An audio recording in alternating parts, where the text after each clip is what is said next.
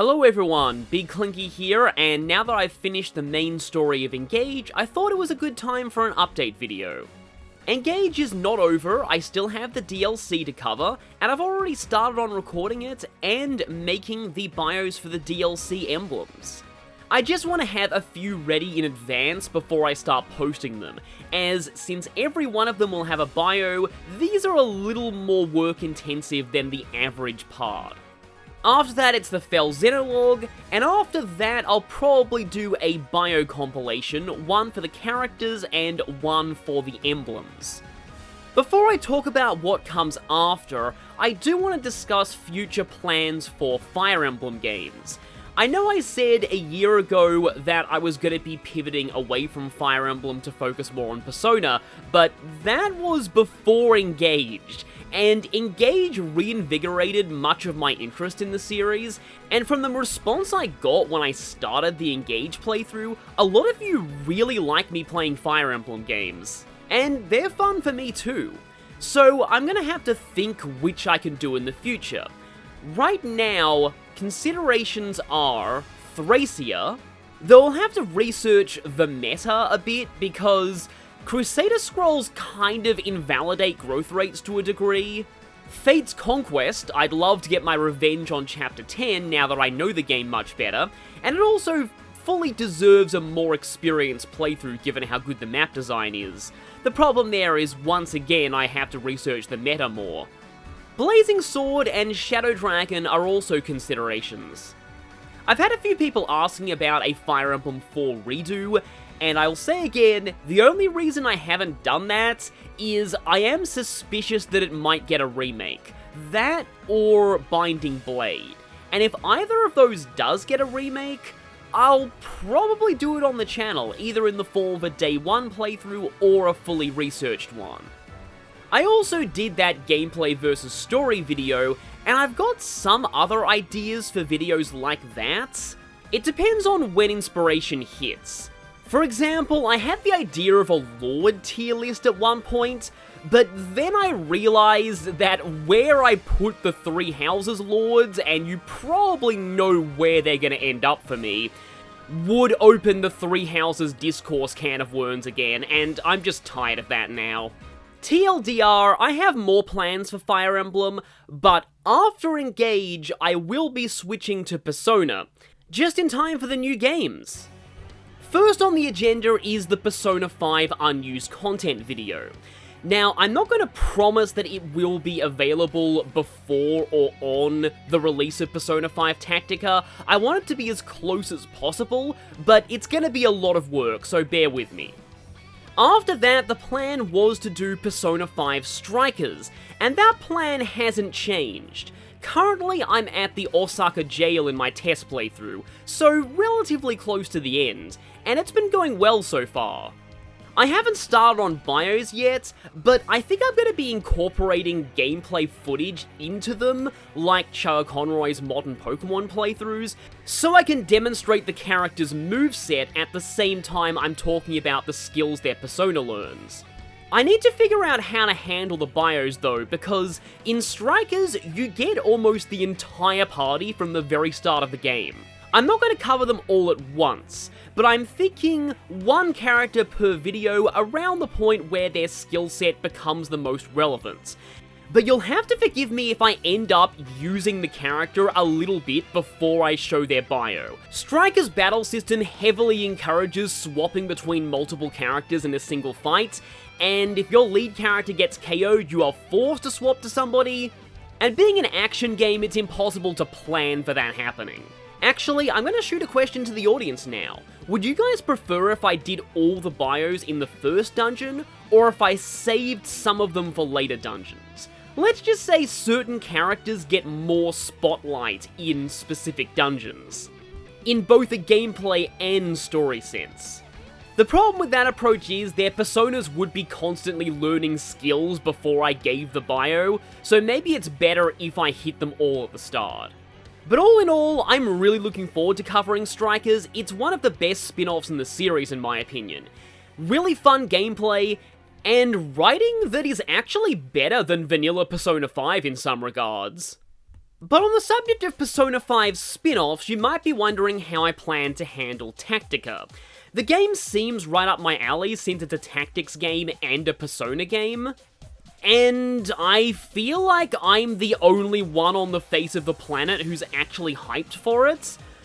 Yeah, so from my brief glances into the fandom, the overall reaction to Tactica ranges from apathy to outright hatred.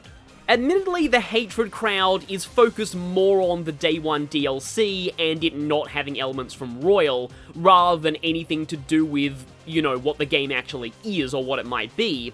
But everyone else, it just feels like there's no hype for this game whatsoever, and I partially blame Atlus USA's marketing. I don't know if any of you have seen the Japanese trailers for Tactica. If you haven't, I highly recommend looking them up. Faz has them subtitled on their channel. They have that original Persona 5 trailer energy to me. Look at the Phantom Thieves doing cool stuff, and look at all the cool big bad guys they get to fight.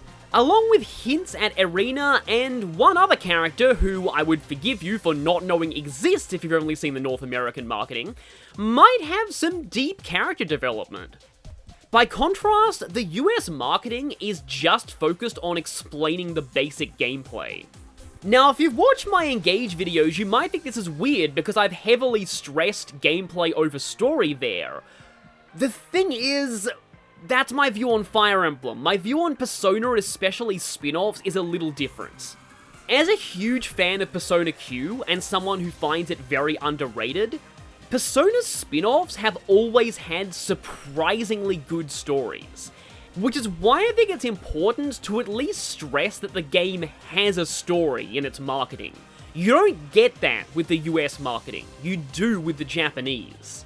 And I don't know if this is a common opinion, but I've always felt that the new characters introduced in Persona spin-offs were among their greatest strengths. Like, people love Sophie and Zenkichi in Strikers, and even the tiniest hint that Irina and the other guy might be that level of quality, that could legitimately be a huge selling point. Oh, obligatory mention, a lot of people are complaining about Sophie and Zenkichi not being in Tactica. They can't be. Tactica is set around graduation, whereas Strikers was set during summer vacation, i.e. later in the timeline. That being said though, it is all just marketing and probably no indicator of the game's actual quality. And that's part of the reason why I don't want to commit myself to a full blind playthrough when it releases. I don't know how much I'll end up liking the game, whereas I already know I love Strikers. I do, though, want to at least record my impressions of the very start of Tactica, just because I feel it might be a valuable aid to people who want to see if the game is for them. And once I finish it, I will be doing a full My Thoughts on Tactica video. For now, that's the extent of my planned coverage. And speaking of planned coverage, time to address the elephant in the room. A lot of people have been asking me if I plan to do anything with Persona 3 Reload. After having seen more trailers, yeah, I am actually really hyped for this. And Persona 3 is my favourite of the modern trilogy. The issue is that I already did a full, almost 180 video Let's Play of the original on my channel. I did over 200 videos of Persona 5 last year, and Reload's release coincides with when I plan to do Strikers. I do want to do something on the game though. My initial idea is that even if I don't do a full playthrough, I might still do bios for all the party members. I don't want to rush them though. These days, the quote-unquote attention economy moves so fast that people love getting very early guide videos out right after a game releases. I want to take some time to actually learn the game and its systems and how all the party members work, how they've changed from the original, etc., before I make these bios. I can't promise exactly when they'll be up, but it will likely be a few months after the game's release. I just want them to be as good as they can be. Social Link and Ultimate Persona bios are also a consideration, but I want to focus on the party members first. As far as the actual game goes though, I doubt I'll be doing a full playthrough on release. But, and don't take this as being locked in or anything, I'm considering maybe streaming Reload. At the very least, I'd like to stream the very start of it.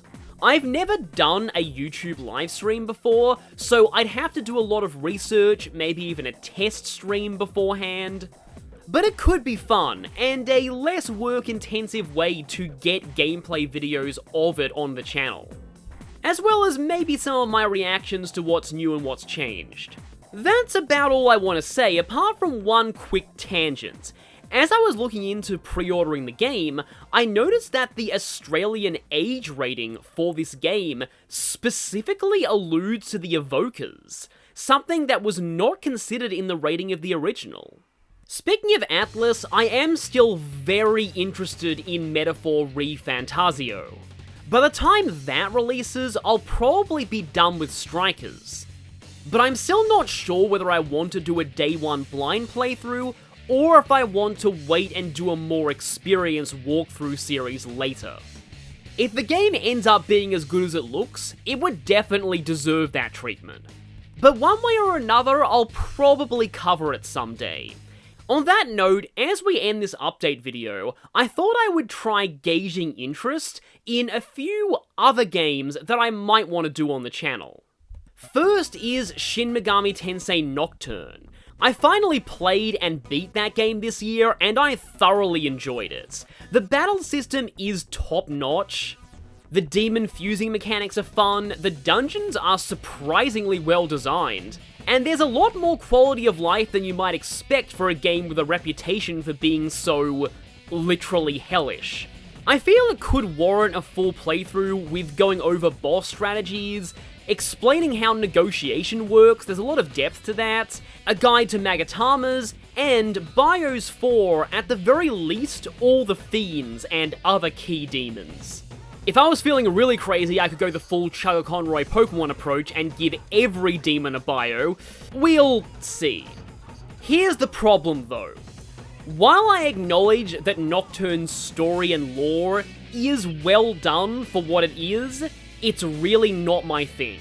The only way I can really enjoy Nocturne is if I'm not taking the story seriously in the slightest. And I know that would bother a lot of people, as in many circles, Nocturne is held up as absolute peak fiction.